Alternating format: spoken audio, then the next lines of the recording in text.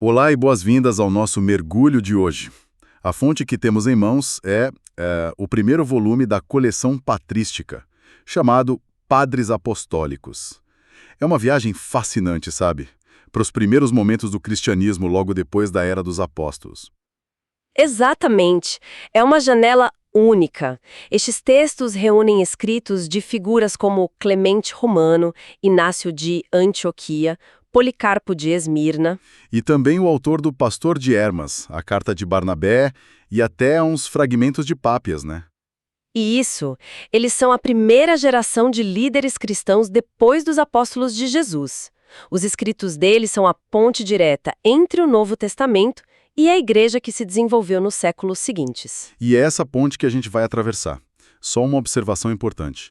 Não vamos abordar o capítulo sobre a Didaquê, certo? Certo.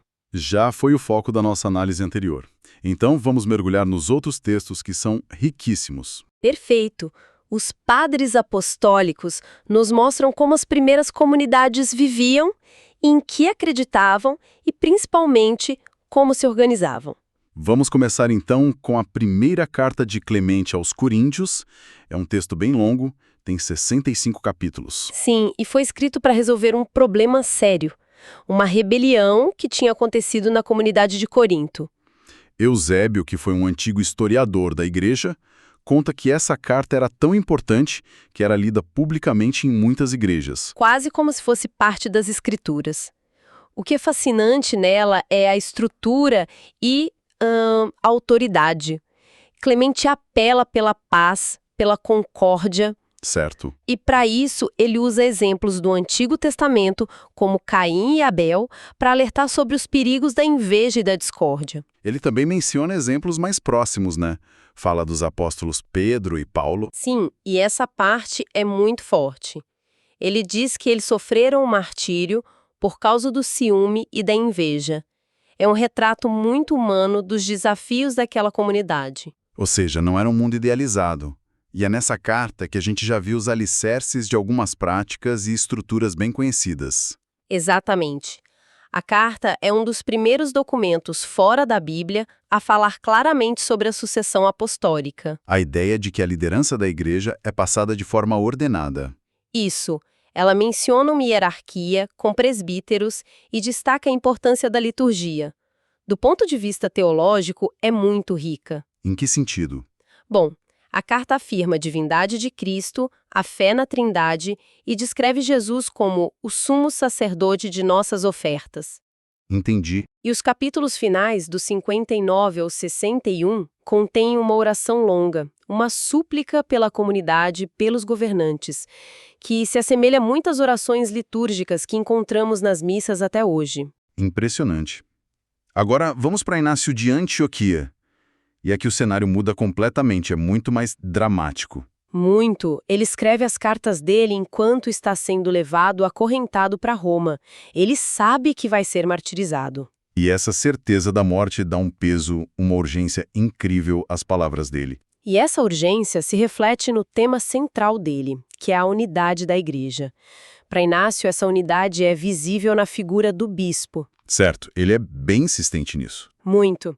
Ele diz que os fiéis devem estar submetidos ao bispo e ao presbítero, e que nada deve ser feito sem o bispo. Tem aquela frase fortíssima que ele diz que devemos olhar o bispo como ao próprio Senhor. Exato.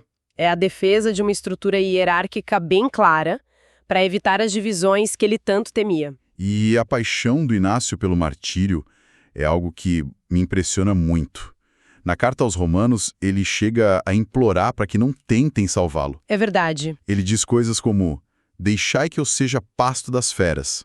Sou trigo de Deus, e serei moído pelos dentes das feras, para que me apresente como trigo puro de Cristo. Essa paixão está totalmente ligada à teologia dele, especialmente sobre a Eucaristia. Faz sentido. Na carta aos Esmirniotas, ele combate as heresias da época e critica aqueles que se afastam da Eucaristia e da oração porque não professam que a Eucaristia é a carne de nosso Salvador Jesus Cristo. Uau! Essa é uma das afirmações mais antigas e explícitas da presença real de Cristo na Eucaristia, um pilar da fé católica. Sem dúvida. E ele também fala de um único altar, em um só cálice, sempre reforçando a centralidade do rito eucarístico para a unidade da Igreja. Isso nos leva a outra figura marcante, Policarpo de Esmirna. Que foi discípulo do apóstolo João. E temos um relato detalhado do martírio dele que é comovente. Quando o procônsul pede que ele amaldiçoe Cristo para se salvar, a resposta dele é: É fantástica. eu o sirvo há 86 anos, e ele não me fez nenhum mal. Como poderia blasfemar o meu rei que me salvou? A serenidade dele é algo incrível. E o relato continua descrevendo que na fogueira as chamas formaram uma espécie de abóboda ao redor dele, e que o corpo dele não parecia carne queimando, mas como pão que assa. E esse documento, o Martírio de São Policarpo, tem um valor inestimável. Ele nos mostra a origem de outra prática central no catolicismo. A veneração aos mártires e suas relíquias. Exatamente. O texto diz que, depois da morte dele, os cristãos puderam recolher seus ossos, mais preciosos do que pedras preciosas e mais valiosos do que o ouro. Certo. Eles guardaram esses ossos num lugar apropriado para celebrar o aniversário de seu martírio. É o nascimento do culto aos santos e das festas litúrgicas que marcam o calendário da Igreja. Tudo isso já no segundo século. É, impressionante. Mas o livro também nos traz textos bem diferentes, como O Pastor de Hermas. Ah, sim. Esse é um texto muito particular, cheio de visões, parábolas, alegorias. Uma das visões centrais é a de uma grande torre sendo construída com diferentes tipos de pedras que simbolizam a igreja. E ele trata de um problema bem prático, né? Sim, uma questão crucial para a igreja primitiva. O que fazer com os cristãos que pecam gravemente depois do batismo? Que era um dilema enorme. Exato. E o texto introduz a possibilidade de uma segunda penitência, uma única chance de arrependimento. Essa discussão é a semente do que viria a ser o sacramento da penitência, da confissão.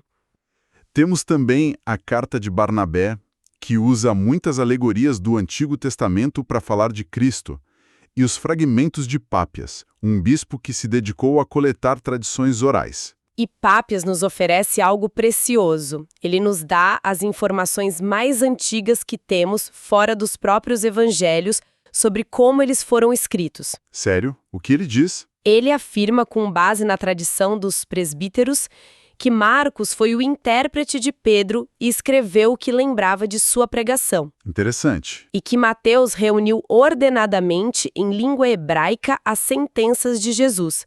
São informações fundamentais para a exegese bíblica até hoje. Então, no fim das contas, o que essa viagem pelos padres apostólicos nos mostra? Vemos uma fé viva que está se estruturando. Sim, definindo suas crenças, seus ritos. A gente vê uma igreja que já reza por seus líderes, que celebra a Eucaristia como o corpo e sangue de Cristo. Sim, que venera seus mártires e que estabelece um caminho para o perdão dos pecados. Certo. Estes textos mostram que muitas das práticas e doutrinas que são centrais para milhões de cristãos hoje têm raízes extremamente profundas, chegando até a geração que conheceu os apóstolos. Ou seja, não são invenções tardias. De forma alguma. São desenvolvimentos orgânicos da fé, desde o seu início. Uma reflexão final que fica para mim é a paixão e a seriedade com que eles viviam a fé. Para eles, ser cristão não era um detalhe cultural, sabe? Era uma questão de vida ou morte. Exato. Algo pelo qual valia a pena sofrer e, se necessário, entregar a própria vida. Para quem se interessou, buscar o texto completo deste volume de Padres Apostólicos da editora Paulus é uma excelente forma de continuar essa exploração. Com certeza. Agradecemos a companhia e esperamos que se juntem a nós em nossa próxima análise. Até a próxima.